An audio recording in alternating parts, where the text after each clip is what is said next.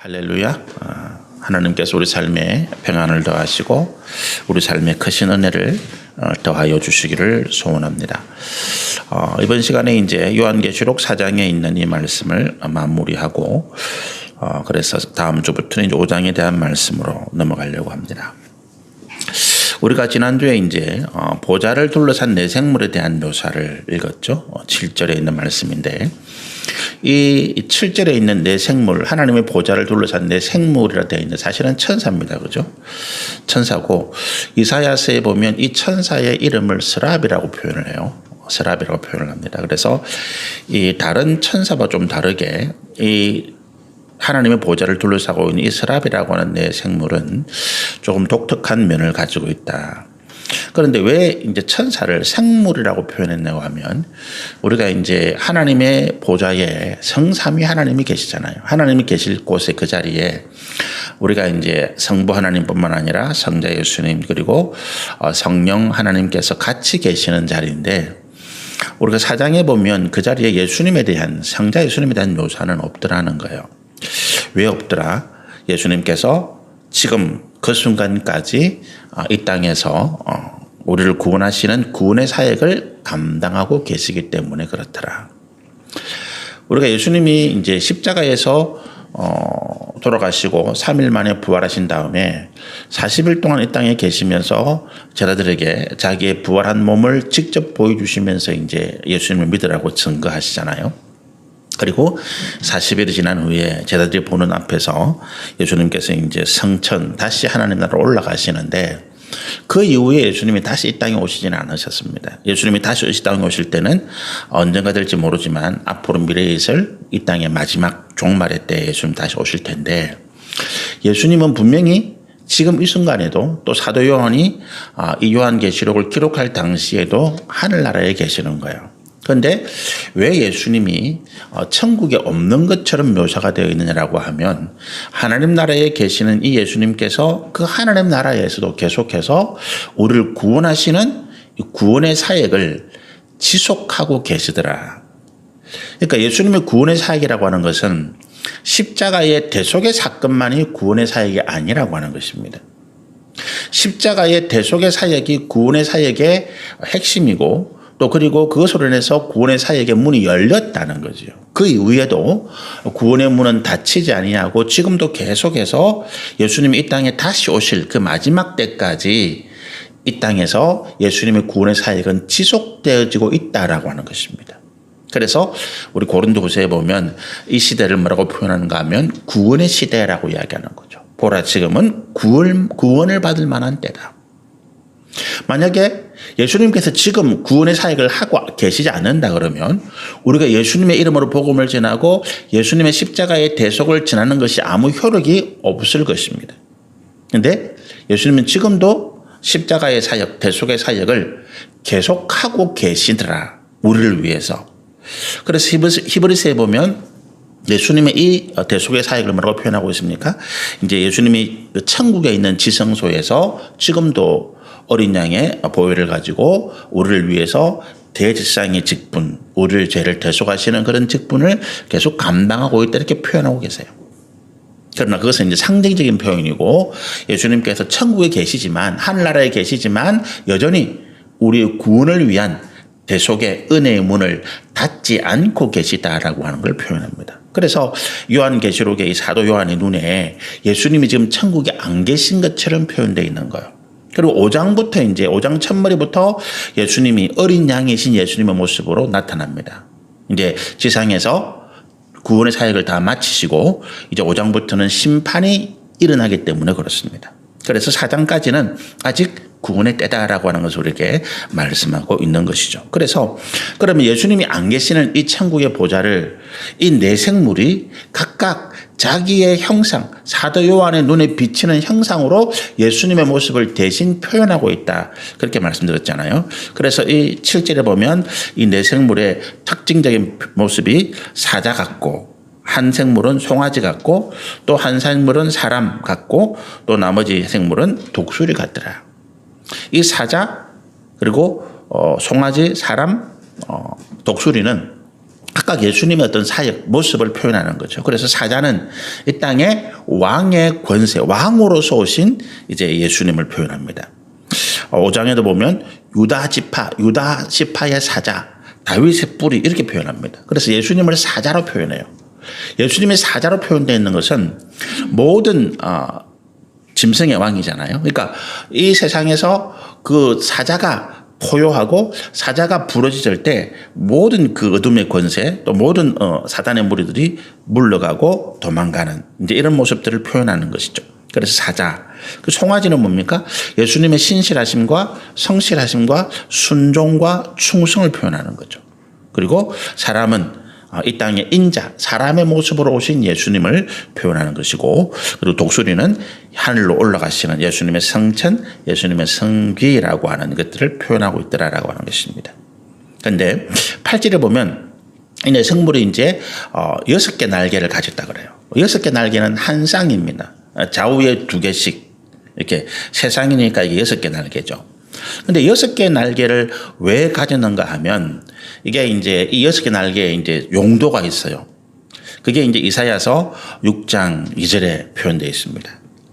이사야서 6장 2절에 보면 이사야 선지자가 성전에서 봉사할 때에 갑자기 하나님이 그 성전에 임재하시고 하나님의 영광이 가득한데 그 하나님의 영광을 어떻게 표현하는가 하면 서랍들이 말씀드린 이 네 생물이 서랍들이 갑자기 나타나서 하나님을 거룩하심을 찬양합니다. 그런데 이사야가 이 서랍들의 모습을 어떻게 봤는가 하면 역시 이제 6개 날개, 세상의 날개가 있는데 한 쌍의 날개로는 얼굴을 가리고 있더라는 거예요. 자기 얼굴을 가리고 있고 또 한 쌍의 날개로는 자기의 발을 가리고 있는 거예요. 그리고 중간에 가운데 있는 날개를 가지고는 날아다니고 있다는 거죠. 그래서 이사야 선지자가 본 이 서랍, 이 생물의 모습들이 6개의 날개를 가지고 있는데 그 날개가 용도가 한 쌍은 자기 얼굴을 가리는 것이고 또 한 쌍은 자기의 발을 가리는 것이고 또 한 쌍은 날아다니는 그런 용도로 쓰고 있더라. 이제 이렇게 이제 보고 있습니다. 그럼 이 천사가 이 서랍들이 왜 자기 얼굴을 가리고 있을까라고 할 때 이유는 뭐겠습니까? 천사라 하더라도 하나님 보좌에 가장 가까이 있는 천사가 어떻게 보면 가장 하나님의 신임을 얻고 가장 큰 권세를 가지고 있다고 볼 수 있죠. 그런데 이런 천사들이라 할지라도 어떻다고요? 하나님의 영광을 감히 정면으로 그 얼굴로 바라볼 수가 없더라라고 하는 거예요. 하나님의 그 영광의 빛을 그들이 감히 정면으로 받을 수가 없어서 얼굴을 가리고 있는 거예요. 그리고 발은 고대에 보면 발을 가린다라고 하는 것은 자기의 수치를 가린다는 표현이거든요. 성경에도 그런 표현이 자주 나와요. 왕이 자기의 발을 가린다라고 할 때 어떻게 보면 왕이 자기의 부끄러운 모습, 자기의 수치스러운 모습을 가리고 있다 이런 표현으로 씁니다. 그래서 이제 이 발을 가린다라고 하는 것은 천사가 자기는 피조물이잖아요. 하나님께서 아무리 그에게 권능과 권세와 영광을 주었다고 해도 하나님에 비하면 피조물이 창조주인 하나님에 비하면 피조물은 아무것도 아닌 존재니까 자기의 부끄러움, 자기의 수치 이런 것들이 드러날 수밖에 없죠.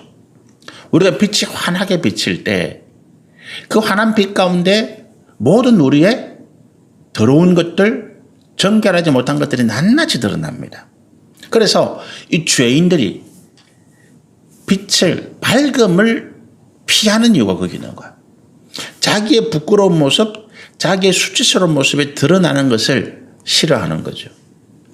그래서 어떤 불결하고 더럽고 이런 것들은 뭡니까? 다 구석에 좀 후미진 곳에, 그늘진 곳에, 남들이 잘 보이지 않는 곳에 보면 이런 더러운 것들이 쌓여 있는 거야. 천사들이 아무리 큰 영광, 권세를 가지고 있다 하더라도 하나님의 영광의 빛이 비치니까 그들의 부족함, 그들의 부끄러움, 그들의 수치 이 모든 것들이 한꺼번에 드러나는 거예요. 그래서 그들이 자기의 날개 한 쌍을 가지고 자기의 발, 자기의 수치를 가려서 그 부끄러움이 하나님 앞에 드러나지 않도록 하고 있더라는 거예요. 근데 한 가지 이제 재밌는 거는요. 우리가 이제 하나님의 보좌를 둘러싸고 있는 이 존재가 하나님 외에 다른 존재가 이 네 생물 외에도 24장로가 하나님의 보좌를 둘러싸고 있잖아요. 근데 24장로는 자기의 발을 가리지 않아요. 자기의 얼굴을 가리지 않습니다. 성경에 그런 표현이 없어요. 이게 뭘 말하겠습니까? 우리가 천국에서 하나님의 영광과 하나님의 상급을 받아서 천국에서 우리가 있을 때는 천사들보다 훨씬 높은 위치, 천사들과 다른 하나님 앞에서도 우리의 부끄러움과 수치가 드러나지 않는 그런 존재로 바뀌게 된다라고 하는 걸 이야기하는 거죠. 예수님의 그 거룩한 보혈이 우리를 덮고 있기 때문에 그렇고, 두 번째는 우리가 피조물이 아니라 천국에서는 하나님의 자녀의 신분으로 서 있더라라고 하는 것입니다. 우리가 지금도 하나님을 아버지라고 부르잖아요. 하나님을 아버지라고 부를 수 있는 존재는 구원받은 예수를 믿어서 하나님의 자녀가 된 우리 외에는 없습니다. 이 서랍들도 하나님을 아버지라고 부를 수가 없습니다. 그래서 이 두 가지 이유 때문에 우리의 신분이, 이 서랍들은 아무리 영광과 권세와 이 종기가 높은 이런 서랍 천사라 할지라도 그들은 하나님의 부르는 종이 피조물입니다.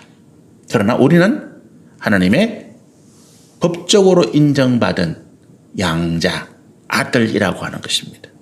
그리고 또 하나는 우리의 모든 수치와 부끄러움을 예수님께서 다 가려주시기 때문에 우리는 우리의 수치를 가릴 필요가 없다. 하나님 앞에서 예수의 그 거룩한 보혈이 우리의 모든 부끄러움, 수치를 다 덮고 있다라고 하는 거죠. 그래서 이제 이 8절에 보면 첫 번째에 이 내생물이 가지고 있는 6날개가 용도가 뭐냐라고 하는 것을 말씀드렸고, 그리고 이제 그 안과 주위에 눈들이 가득하더라. 안에 있는 눈은 누구를 주시하겠습니까? 하나님을 주시하는 거죠.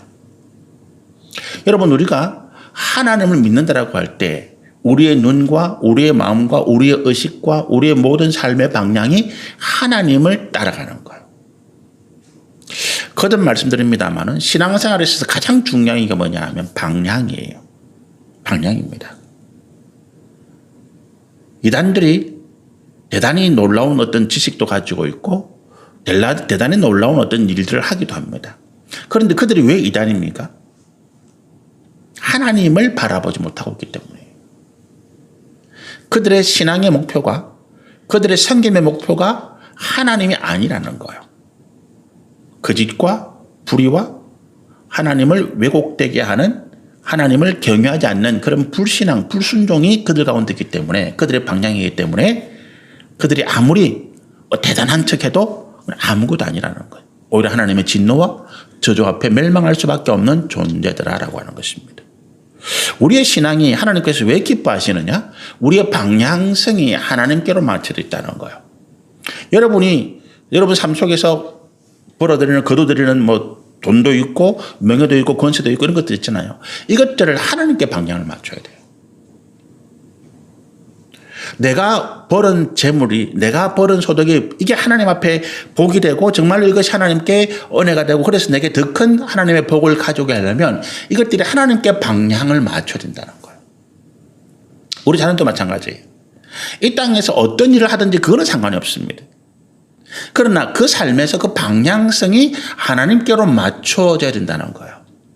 하나님을 바라봐야 된다는 거죠. 방향이 하나님께로 방향에 맞춰진다. 다른 말로 뭡니까? 내 시선이 지금 하나님을 향해 있다라고 하는 거예요. 그래서 우리가 하나님을 놓치지 않는 거죠. 천사들이, 이 서랍들이 8절의 말씀 보면 그 안과 주위에 눈들이 가득하더라. 안에 있는 눈은 하나님을 바라보고 있는 거예요.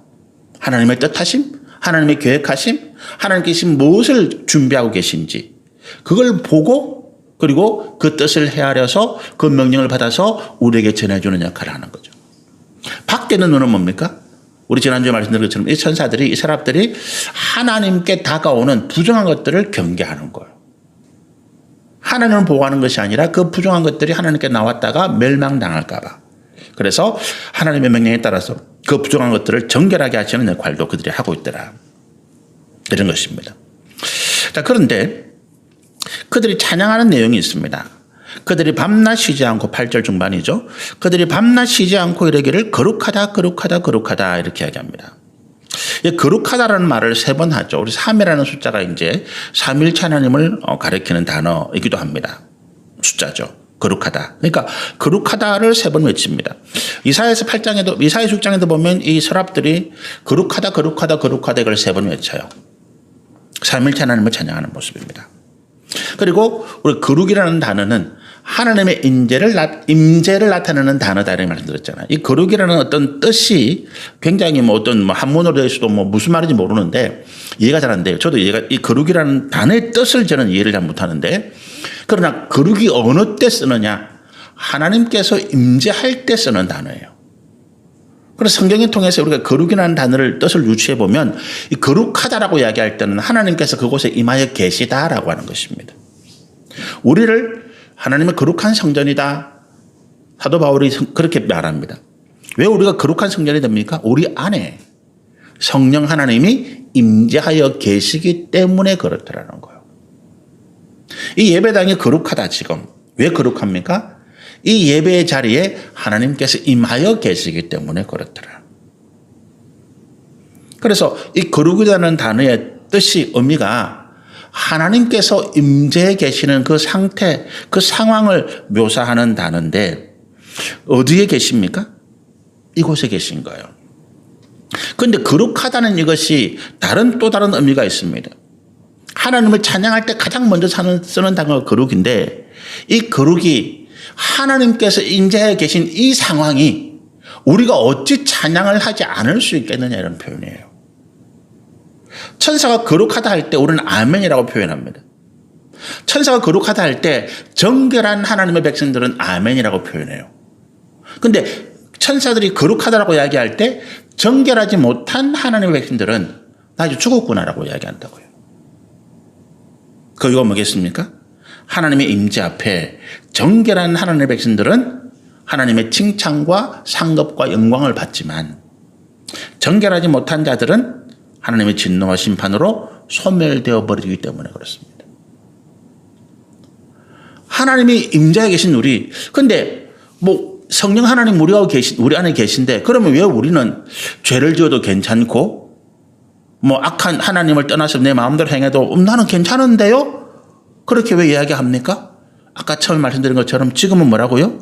심판의 때가 아니라 구원의 때다라고 하는 거예요.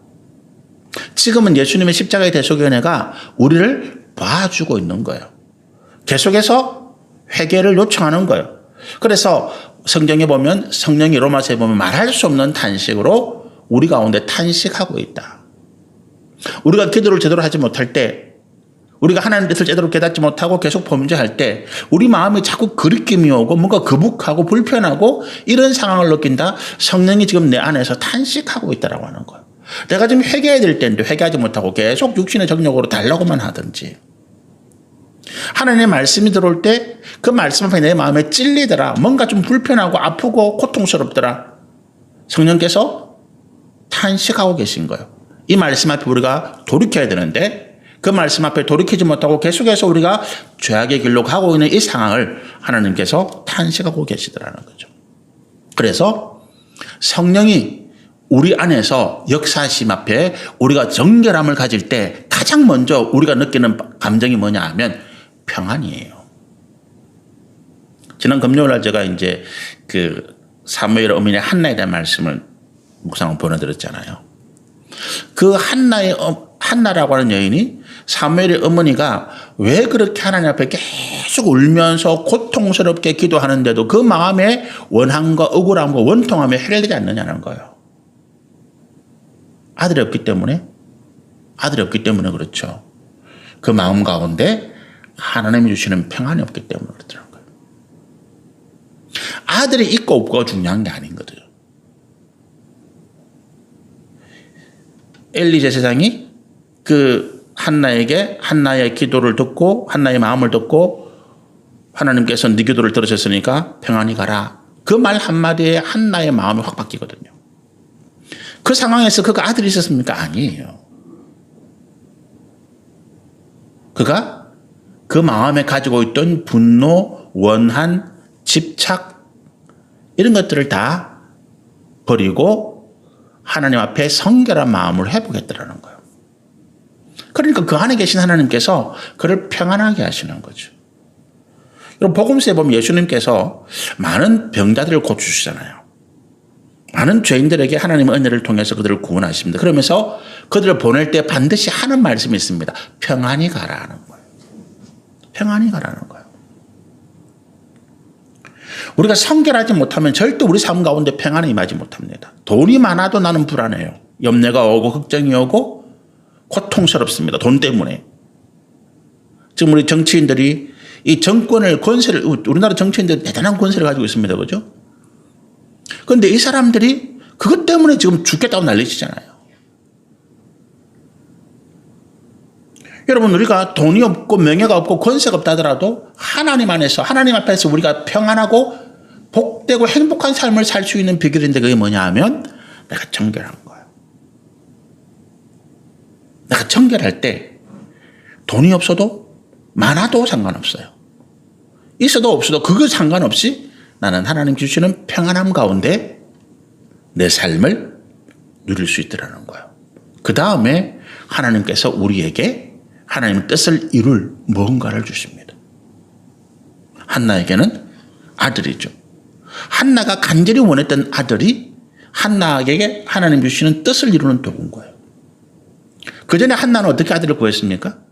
자기의 원수, 자기의 대적인 남편의 또 다른 부인인 버닌나라고 하는 이 여자를 코를 납작하게 하고 자기가 그동안 당했던 억울함과 원통을 풀어주려고 하는 도구로서의 아들입니다.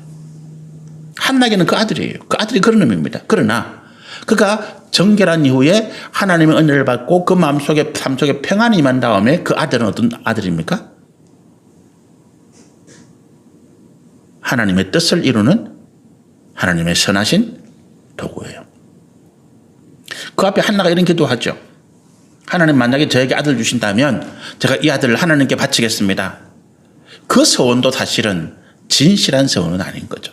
어떻게 하든지 하나님 앞에 아들을 받겠다고 하는 그런 마음에서 오는 그런 마음. 만약에 그런 마음을 가지고 있는 한나에게 아들이 왔다. 그 아들을 하나님께 드리겠습니까? 천만에. 화장실 갈 때 하고 올 때 하고 마음이 다른 거죠.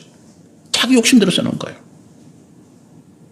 내가 성결한 다음에 내 마음에 평안이 온 다음에 하나님께서 내게 원하던 것이든 원하지 않는 것이든 주십니다. 그게 돈이든 아들이든 명예든 권세든 무엇이 건강이든 간에 그때부터 그것이 주의 선한 뜻을 이루어드리는 하나님의 거룩한 뜻을 이루어드리는 도구가 되어지더라는 거예요.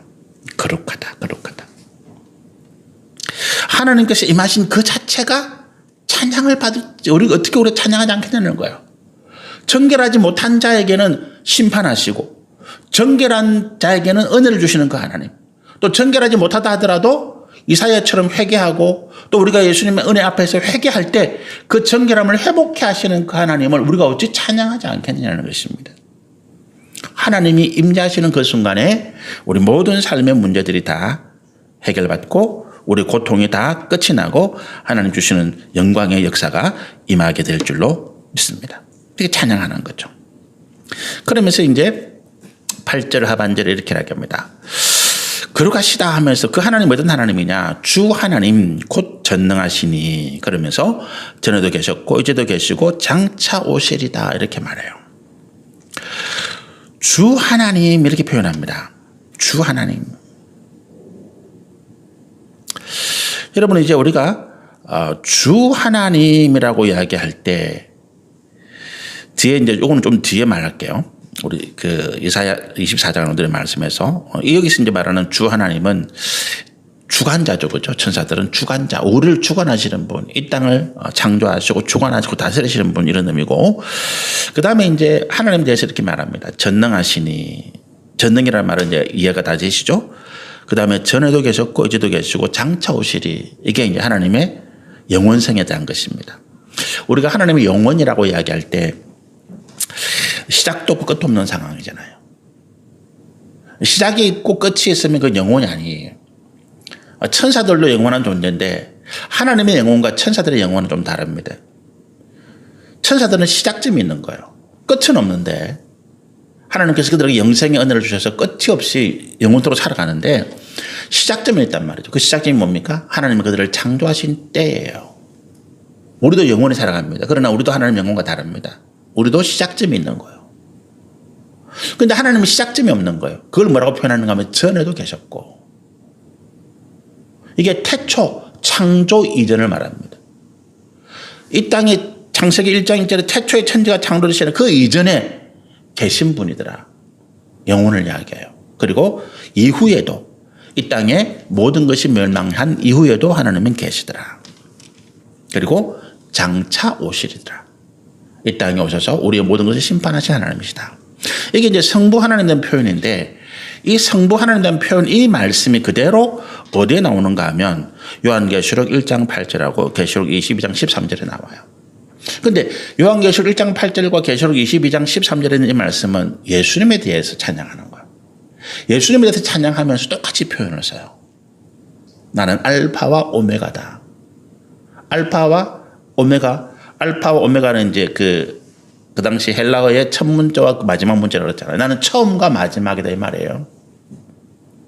그러니까 우리가 이런 표현들을 통해서 하나님만이 받으실 하나님에게만 표현할 수 있는 이런 단어, 이런 표현들을 통해서 예수님과 성령님도 우리 성부 하나님과 동일하신 영광과 권능과 권세를 가지신 분이구나. 이걸 우리가 이해할 수 있게 됐다는 거죠. 삼위일체 하나님에 대한 이해를 우리 가운데 주시는 이런 말씀입니다. 그 다음에 이제 9절에 보면 그 생물들이 보좌에 앉아서 세세도록 살아계신 이의 영광과 존귀와 감사를 돌릴 때에 이 말씀이 있는데 우리가 이 9절의 말씀이 이제 앞에 있는 말씀을 뭐 되풀이한 말씀으로 이해할 수 있는데 여기서 한 가지 우리 좀 다른 생각을 해봅니다. 무슨 생각을 해보는가 하면 왜 이 네 생물 천사들 그러면 이제 뭐 하나님이 만드신 피조물 가운데 가장 높은 존귀한 자들이거든요. 지금 우리가 육신을 가지고 있기 때문에 천사들보다 못해요. 우리가 천국에서는 천사들보다 높은 어떤 위치에 있는데 지금은 우리가 육신을 가지고 있기 때문에 천사들보다 못한 존재입니다.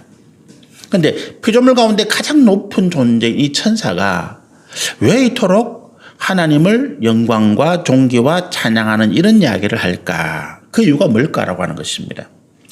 다시 말하면 우리가 왜 하나님을 찬양하고 하나님께 영광과 존귀와 감사를 돌려야 하는가라고 하는 거예요. 우리 가운데 뭔가를 주셨기 때문에 그렇죠? 하나님께서 내게 구원의 은혜를 주셨기 때문에 뭐 그렇습니다. 그런데 그것도 외에 뭔가 그럼 안 주고 내가 뭔가 안 받았고 하나님께서 내 기도에 응답 안 하시면 나는 뭐 하나님 원망하고 불평하고 이게 이제 보통 우리 신앙의 모습이잖아요. 그런데 하나님은 그것과 상관없이 원래 찬양과 존귀와 영광과 감사를 받으시기에 합당하신 분이다 이 말이거든요. 우리에게 뭔가를 주시나 안 주시나 상관없이 우리가 정말로 하나님을 안다면이라고 하는 거예요. 여러분 우리가 하나님을 알고 예수님을 안다라고 이야기합니다. 그런데 그 아는 것이요 사람들마다 조금씩 달라요. 사람들마다 조금씩 다른 그것이 틀렸습니까? 아닙니다. 맞아요. 100명이면 100명의 사람들이 하나님에 대한 이해가 조금씩 다릅니다. 목사님들 100명을 모아놓고 각자 하는 데서 어떻게 고백해봐라 그러면 그게 다 조금씩 다 달라요. 똑같지가 않습니다. 그런데 그게 틀린 것이 아니다라는 거죠. 무슨 이야기입니까? 하나님께서 우리 가운데 보여주신 계시하신 그 모습이 100이라면 우리는 그 중에 하나밖에 지금 깨닫지 못하고 알지 못하고 있다라고 하는 이야기합니다. 그럼 다른 사람은 내가 알지 못하는 또 뭔가를 본 거예요. 뭐를 통해서? 자기 삶의 경험을 통해서요. 그 삶의 경험이 대부분 뭡니까? 내가 하나님께 뭔가를 받았다는 거지. 은혜를 받았던, 물질을 받았던, 건강의 복을 받았던, 기도의 응답을 받았던, 말씀의 어떤 깨달음을 받았던, 내가 뭔가 받은 만큼 내가 하나님을 알고 있는 거예요. 그게 우리의 믿음의 현실이거든요. 자, 그러면 거꾸로 생각해 보면 우리가 하나님이 100이라면 그 중에 한 가지만 알고 하나님을 찬양하고 있는 나머지 99가지를 모른다는 거예요. 99가지를. 그럼 이게 우리에게 좋은 것이겠습니까? 나쁜 것이겠습니까? 하나님은 100가지 우리 가운데 보여주시는데 그렇잖아요. 100명이 다 다르게 보고 있거든. 근데 그 사람들이 각각 한 가지만 보고 있거든. 다르게 보고 있지만. 하나님은 100가지를 우리 가운데 보여주시려고 하시는데 우리는 한 가지만 보고 있단 말이에요. 나머지 99가지는 우리는 모르더라는 거예요. 저도 마찬가지입니다. 그러면 이게 우리에게 좋은 결과일까 나쁜 결과일까라고 하는 거예요. 나쁘겠죠. 좋은 건 아닐 것입니다. 왜? 하나님이 100가지를 주셨는데 내가 한 가지만 알고 이게 전부 다인 것처럼 여기고 자랑하고 기뻐한다면 이거는 정말 어리석은 거라는 거예요. 나머지 99가지는 다 잃어버리고 있는 거지. 놓쳐버리고 있더라는 거예요. 그래서 우리가 하나님에 대해서 날마다 새로운 경험이 필요합니다. 내가 지금까지 깨닫지 못했던 것, 내가 지금까지 알지 못했던 것, 내가 지금까지 경험하지 못했던 하나님에 대한 경험과 깨달음과 이해가 필요한 거예요. 그만큼 우리의 삶이 풍성해지고 복되고 놀라운 주의 은혜 가운데 들어가게 될 것이다 라고 하는 것입니다. 그래서 우리가 믿음의 어떤 관성, 믿음의 어떤 지금까지 가져왔던 전통 이런 걸 깨버려야 되는 거예요. 제가 이 예수 닮기라고 하는 주제를 가지고 하나님의 말씀을 자꾸 전하는 게 그거예요. 저도 지금까지 천편일률적으로 이 말씀은 이런 내용이다라고 전해왔는데 한 10년 전부터 제가 하나님의 말씀을 다시 이해하게 되면서 이게 이런 게 아니구나. 이 하나님의 말씀은 A는 B야가 아니야. A는 뭐 1000가지 만가지의 말씀들이 있더라고요. 우리가 감사해야 될 이유도 마찬가지입니다. 내가 뭔가 하나님께 받았기 때문에 감사했다면 거꾸로 안 주시면 내가 원망하고 불평하고 감사가 안 된다면 나는 지금 하나님을 잘못 믿고 있다는 것입니다. 오늘 이 천사들이 가는 이야기 그거예요. 여러분 천사들이 존귀와 영광 피조물 가운데서 하나님이 지으신 모든 피조물들 가운데서 존귀와 영광이 극에 달한 존재들입니다. 능력 권세 이런 것들. 하나님께서 뭔가를 더 주실 수가 없는 피조물이 가질 수 있는 최고의까지 가진 존재들이에요. 구원받은 우리를 빼놓고 구원받은 우리를 빼놓고. 그런데 그들이 하나님께 뭐 더 달라고 할 게 있겠습니까? 천사 중에 이 사단이 원래 천사였는데 그걸 욕심내다가 그가 타락한 거거든요. 범죄한 거거든요. 그들에게 더 받아야 될 것은 뭐냐면 하나님만이 가지시는 영광이에요. 사단이 그걸 노리다가 그가 하나님 앞에 범죄하고 추락하고 영원한 저주로 떨어진 거거든요. 그러니까 천사들은 더 이상 하나님께 받을 게 없어요. 더 이상 요구하는 것은 이제 범죄예요. 하나님의 자리를 노리는 거니까. 그런데 그런 천사들이 우리로 생각하면 내가 지금까지 뭐 억만금을 모았다 해도 하나님 더 주세요 할 판인데 그렇잖아요. 내가 국회의원이 되고 장관이 되고 대통령이 됐다 하더라도 하나님 내게 권세를 더 주세요 할 판인데 그게 우리의 욕심인데 우리는 계속 더 받아야 되는데 그래야 감사가 나오는데 이제 나는 더 이상 받을 것이 없네? 그럼 나는 감사가 안 된다는 거예요. 그런데 이 천사들은 지금 뭐라고 하고 있다고요? 9절에 보니까 그 생물들이 보좌에 앉아서 세세토록 다 살아계시는 이 하나님이죠.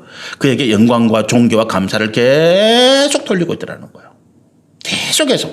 더 이상 받는 것도 없는데 하나님은 그들에게 뭔가를 더 주시지도 않는데 계속해서 감사와 찬양과 영광과 존귀를 돌리고 있더라는 것입니다. 그 이유가 뭐냐는 거예요. 그걸 모르니까 우리는 받을 때만 감사하고 안 주시면 불평하고 원망하고 내가 어려울 때는 하나님 쪼르르 달려와서 주여 도와주세요 부르짖다가 그게 만족하면 이제 배부르네 하고 그냥 가버리고 이런 신앙의 어리석은 이런 아이와 같은 모습들이 계속 반복되고 있더라는 거예요. 우리가 이 천사들이 가지고 있는 이런 수준에 올라가지를 못한다는 거예요. 우리는 그보다 더 높은 자리에 올라가야 되는데 그렇잖아요. 거기에 대해서 우리 지금 시간이 거의 다 되어가니까 먼저 제목만 말씀드리고 그 상세한 내용은 다음 주에 말씀을 드리도록 하겠습니다. 우리가 아무런 감사를 우리가 받은 것이 없는데 더 이상 나는 하나님 은혜가 필요 없어요. 하나님 나에게 관심 안 가져도 돼요. 나는 이것만 해도 충분히 살아요. 그러니까 더 이상 나는 하나님께 안 나와도 되고 하나님 감사하다 기도 안 해도 되고 감사의 헌금도 필요 없고 나는 내 마음대로 살아도 됩니다라고 하는 사람이라도 그것이 잘못됐다는 거죠. 왜 우리가 계속해서 하나님께 감사와 영광과 존귀와 찬양을 올려야 되느냐는 거예요. 그래봐야 나에게 하나님 더 안 주시는데 그 이유는 네 가지가 있습니다. 제가 생각할 때 내가 더 이상 많은데 크게 이제 뭉뚱그려 보면 네 가지. 첫 번째는 뭐냐 하면 하나님 우리의 존재의 근원이라는 거예요. 하나님이 안 계시면 나는 없다는 것입니다. 두 번째는요. 하나님의 다스리심이 우리 천사들이 주 하나님 그랬잖아요. 이 주 하나님이 우리를 다스리는 우리를 주관하시는 존재라 그랬죠. 우리를 다스리시는 하나님이 선하심과 공의로 다스리더라는 거예요. 세 번째는 이 하나님이 우리에게 사랑과 은혜로 역사하시더라는 거예요. 네 번째는 우리를 진리에 또 영생으로 인도해 가시더라는 거예요. 이 네 가지 이유입니다. 좀 더 상세하게 하면 더 많이 말할 수 있겠지만 제가 성경을 보면서 왜 우리가 하나님을 찬양하고 계속해서 우리 하나님께 영광과 존귀와 찬양을 올려야 될까? 여러분 제가 이제 아침에 6시에 말씀 묵상 제목을 보낼 때 기도를 보내잖아요. 촛불 기도를 보내는데 거기 보면 항상 제가 하나님을 찬양하는 걸 쓰잖아요. 근데 그걸 제가 이제 어떻게 보는가 하면 어떤 데는 계속 찬양하다 보니까 뭐 똑같은 이야기가 계속 나와. 그래서 시편을 봅니다. 시편의 말씀을 보면서 이 시편 기자들이 시편이 150편까지잖아요.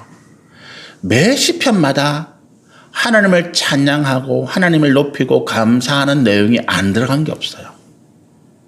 고난 가운데도 감사하고 고통 가운데도 감사하고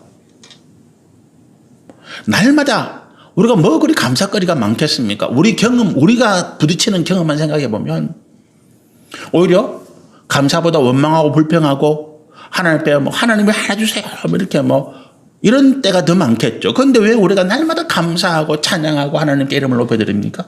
아부에서 더 많이 받아내려고? 아니라고 하는 거예요. 방금 말씀드린 것 중에 네 가지 이유입니다. 하나님 우리의 존재의 근원이시다. 두 번째로 하나님은 우리를 선하심과 공의로 다스리고 있다. 세 번째로 하나님 우리에게 사랑과 은혜로 긍휼이죠. 은혜의 긍휼, 긍휼의 은혜, 사랑과 긍휼로 우리를 역사하시더라.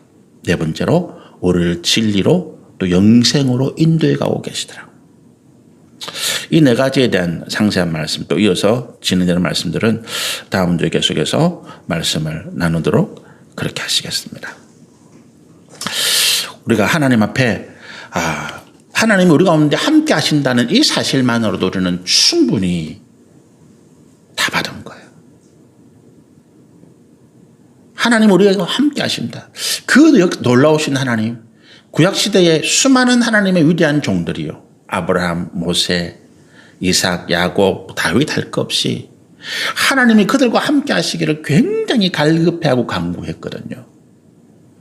정말로 그들이 모든 정성을 다해서 하나님께 예배하고 제물을 드리고 정성을 다 들어야 하나님이 겨우 그들 가운데 임하셨거든요.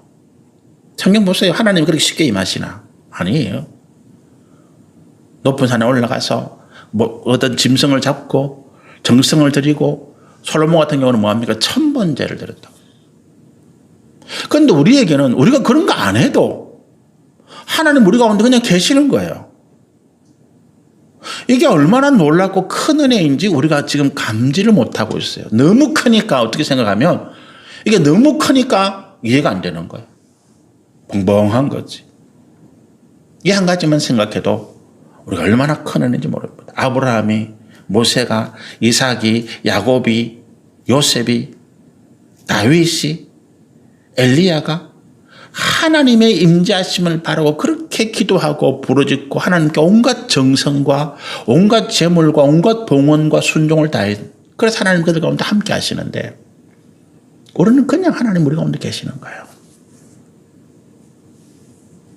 그 은혜가 그 축복이 깨달아지고 우리 삶에 하나님의 임재하심 때문에 우리가 찬양하고 감사하고 주님을 높여드리는 거룩한 삶의 은혜가 있게 되시기를 소원합니다. 기도하시겠습니다.